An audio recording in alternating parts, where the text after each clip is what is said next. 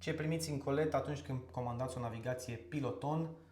Episodul de astăzi este despre navigații cu procesoare octa-core și cu display Incel.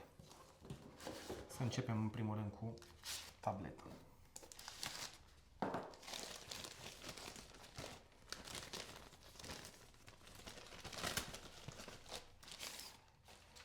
Avem tabletă, display Incel, butoanele de pe margine nu mai sunt, ecranul a fost mărit. Carcasă din aluminiu cu acest finisaj frumos pe margine, cooler de răcire, mufă de alimentare, celelalte mufe care sunt în pachet și pe care le vom prezenta.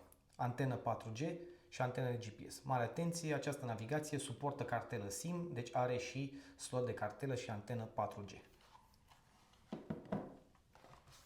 Mai departe, începem cu accesorii.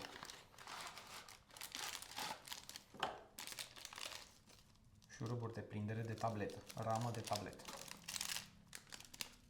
RCA-uri pentru subwoofer, ieșire video și microfon extern, plus slotul de cartelă. Antena 4G. Antena GPS. Două USB-uri. Antena radio care este diferită în funcție de mașină. Aceasta este de Audi, de exemplu. Un microfon extern. Și, nu în ultimul rând, rama de care prindem tableta. Bineînțeles, în funcție de mașina pentru care comandați, o să primiți o ramă specifică pentru mașina dumneavoastră, plus cablajul care intră în navigație și în mufa mașinii.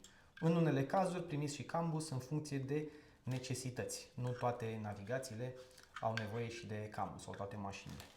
Și nu în ultimul rând, aceasta este mufa de conectare, camera de marș arier de tabletă.